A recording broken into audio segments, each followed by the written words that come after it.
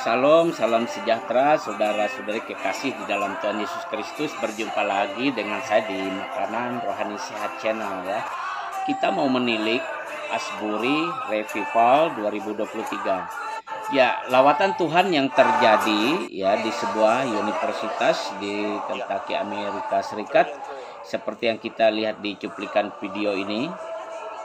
Ya, mereka di sana menyebutnya yaitu Asbury Revival 2023. Lawatan Tuhan tersebut mulai terjadi pada hari Rabu tanggal 8 Februari 2023 pada saat sekitar 100 mahasiswa dan para dosen ya mereka beribadah di kapal universitas, dan lawatan Tuhan tersebut terus terjadi hingga sekarang sudah lebih dari 2 minggu.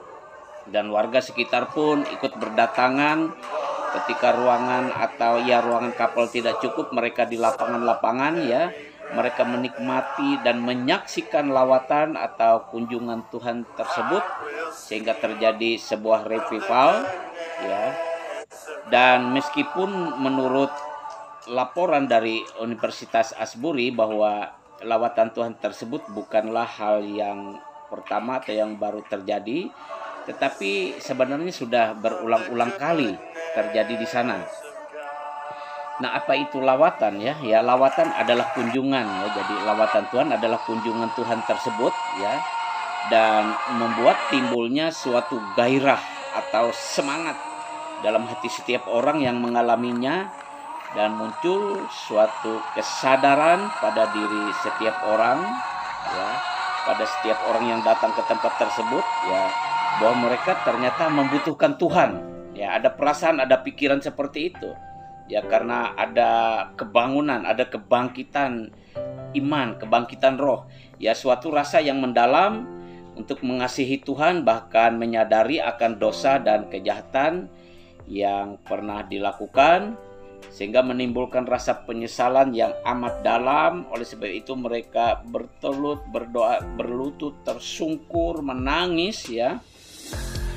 Dan ada satu keputusan yang muncul di hati ya setiap orang yang mengalami lawatan Tuhan ya, untuk meninggalkan dosa dan kejahatan dan berbalik ya, untuk mentaati Tuhan, yang sering kita sebut dengan pertobatan atau bertobat ya, sehingga ini menghasilkan ya suatu pemulihan, baik pemulihan pribadi, pemulihan keluarga, atau pemulihan suatu komunitas atau bahkan suatu bangsa ya.